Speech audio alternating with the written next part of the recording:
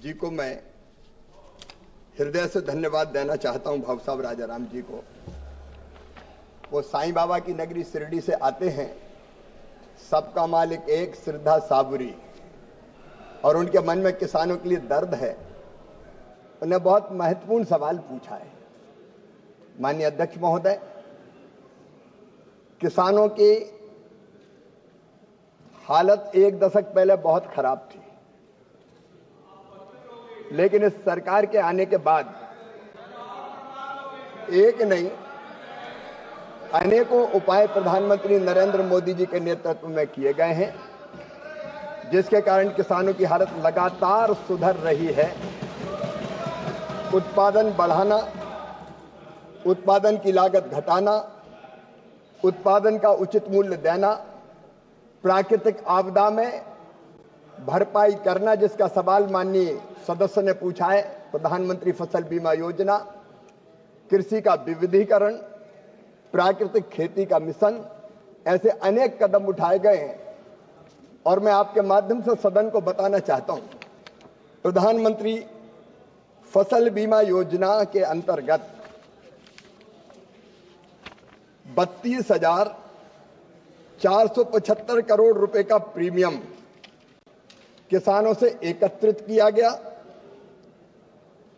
और उसके बदले में 19 करोड़ 59 लाख किसान आवेदनों को 1,72,318 करोड़ रुपए के दावों का भुगतान किया गया, जो किसानों से एकत्रित किए गए प्रीमियम से 5 गुना अधिक है।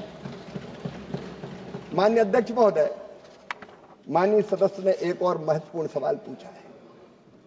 फसल बीमा योजना पहले भी थी, लेकिन वो डिफेक्टिव थी, उसमें कई परिवर्तन किए गए। जैसे पहले प्रावधान था राष्ट्रीय कृषि बीमा योजना में क्या 100% क्षति होगी तब राज्य और केंद्र सरकार दावे की भुगतान की राशि का वहन करेंगे, और उसमें अनावश्यक देरी होती थी, कभी राज्य का पैसा नहीं आया, कभी केंद्र का पैसा नहीं आया। प्रधानमंत्री फसल बीमा योजना में संपूर्ण जोखिम बीमा कंपनी को वहन करना होता है। मैं माननीय सदस्य महोदय को बताना चाहूंगा, फसल बीमा योजना की इकाई पहले तहसील हुआ करती थी, गांव नहीं होता था, पंचायत नहीं होती थी।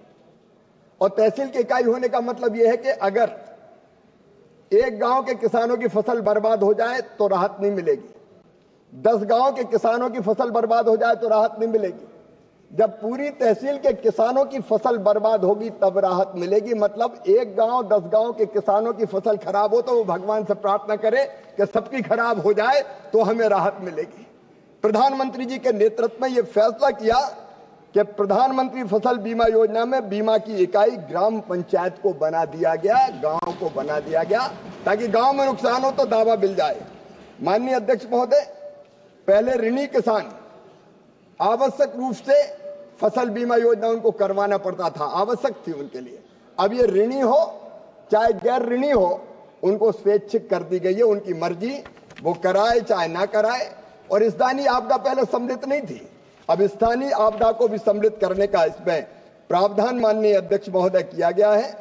और इससे बढ़ के एक बात यह तय की है कि पहले हम कहते थे केंद्र सरकार के राज्य सरकार अपना हिस्सा देगी तब केंद्र पैसा जारी करेगी, अनावश्यक देरी होती थी। अब हमने तय किया है कि राज्य का पैसा देर से भी आए तो केंद्र सरकार का पैसा तुरंत किसान के खाते में डाल दिया जाएगा, ताकि तत्काल उसको राशि मिल जाए।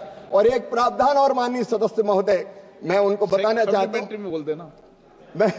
मैं उनको बताना चाहता हूं कि अगर बीमा कंपनी अनावश्यक भुगतान में देर करेगी तो 12% ब्याज किसान को उसको देना पड़ेगा। अनेकों ऐसे उपाय किए गए माननीय अध्यक्ष महोदय। ओके, माननीय सदस्य सप्लीमेंट्री।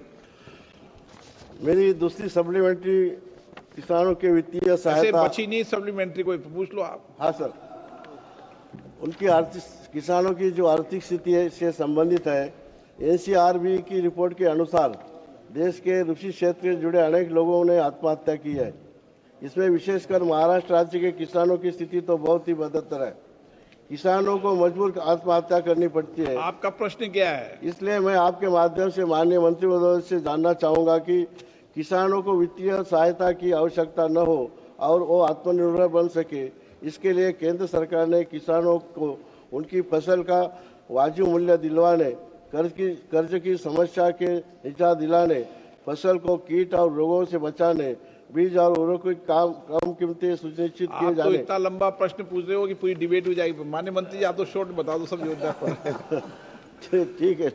माननीय अध्यक्ष महोदय, किसान हितैषी सांसद है, मैं उनको धन्यवाद देता हूं।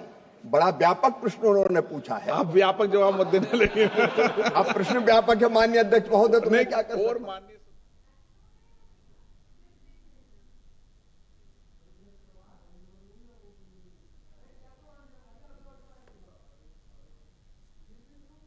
की राशि अभी तो 3 लाख से बढ़ा के 5 लाख रुपया कर दी गई, ताकि प्राइवेट किसी हमारे व्यापारी से जाके उनको पैसा ना लेना पड़े। उर्वरक सब्सिडी, माननीय अध्यक्ष महोदय, मैं बधाई दूंगा प्रधानमंत्री नरेंद्र मोदी जी को। 1,95,000 करोड़ रुपया फर्टिलाइजर की सब्सिडी किसानों को देने का काम इस सरकार ने किया है। प्रधानमंत्री फसल बीमा योजना का विवरण मैंने अभी यह माननीय अध्यक्ष महोदय दिया है। सूक्ष्म सिंचाई योजना है, नए उन्नत बीज हम